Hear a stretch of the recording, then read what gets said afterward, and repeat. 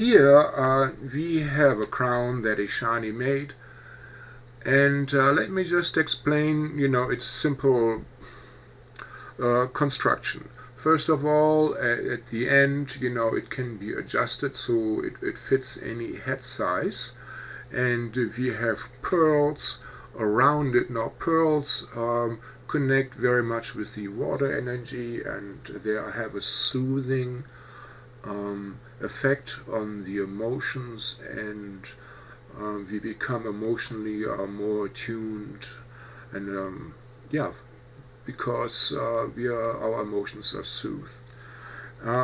Then you will see the chakra stones, like here is pink, turquoise, maybe chrysocolla, violet, amethyst. There is a big amethyst.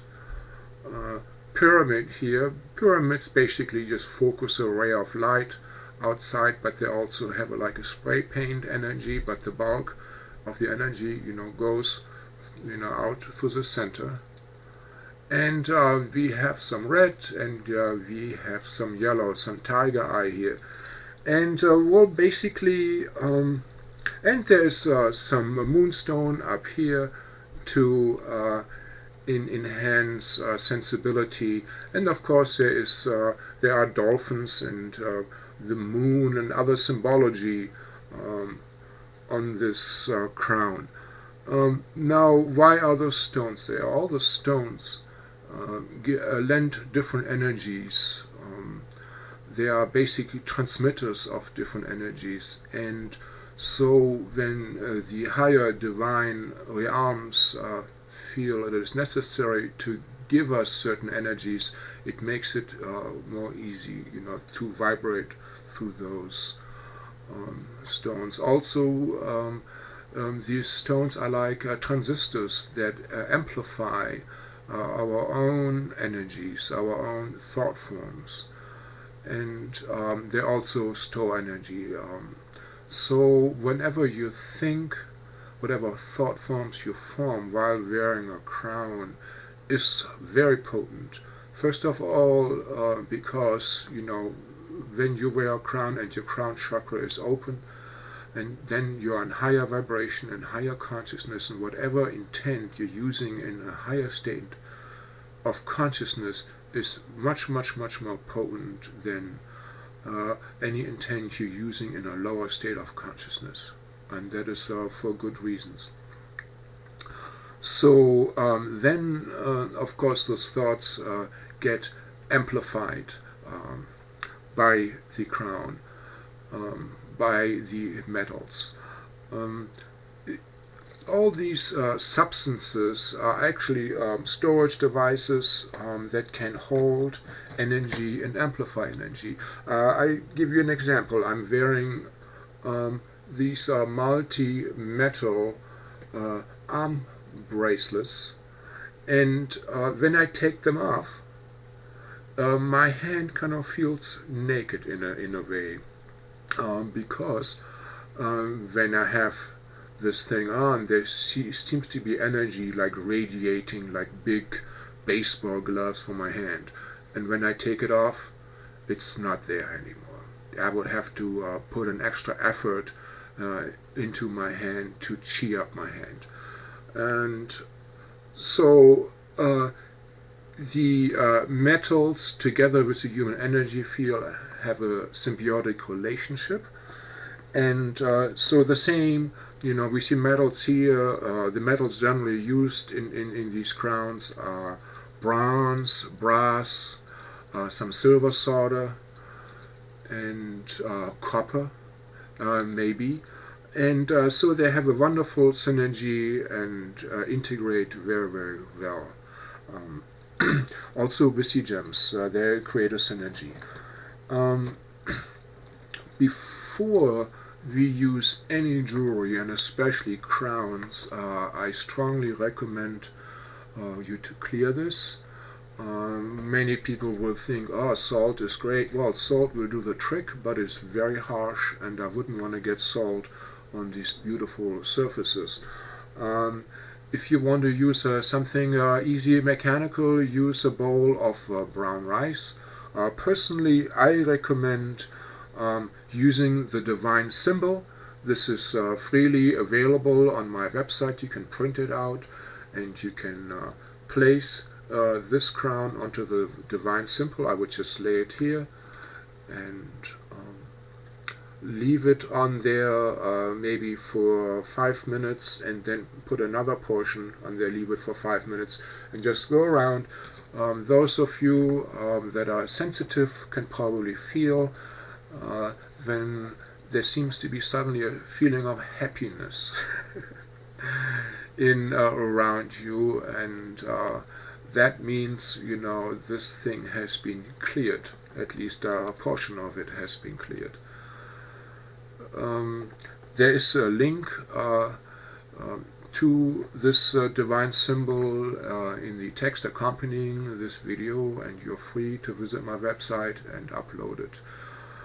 It is free of charge, and it is explained how to use this divine symbol for other purposes. Now, this crown already has been cleared, and so the next step to soup this thing up is to put a certain intent into the gems, into the metal.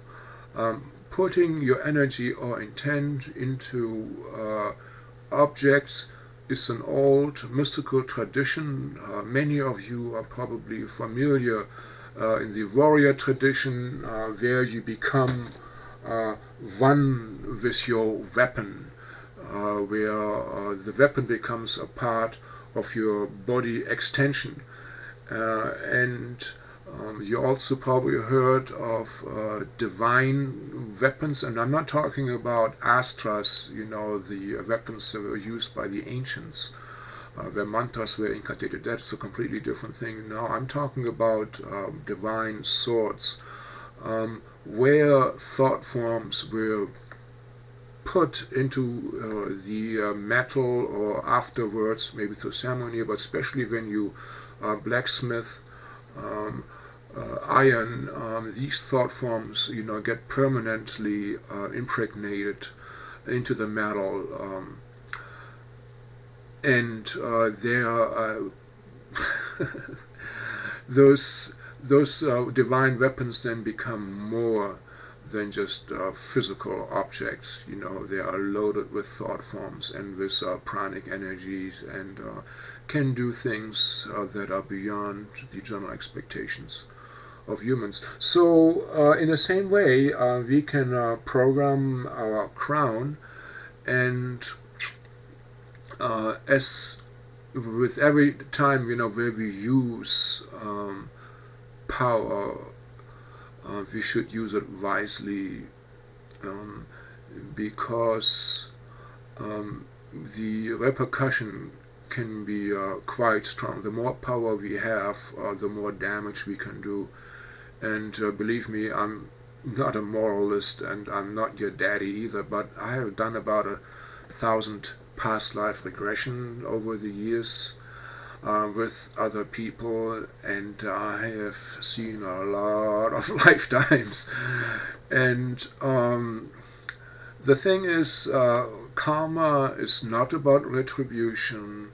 Karma is not about equal punishment, you know, where there is a balance to be achieved. No, karma is for learning.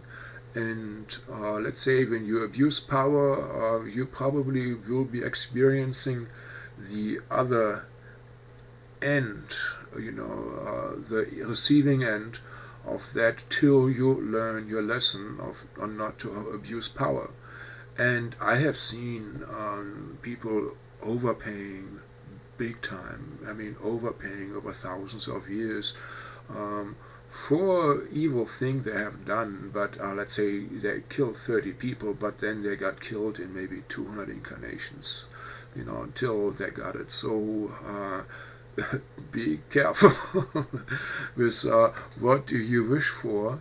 And that is why personally I find it very helpful before I use any power, that I have the following prefix, which is kind of like a disclaimer. I always ask for whatever I do is going to be for the highest good, means there is nothing better that I could do.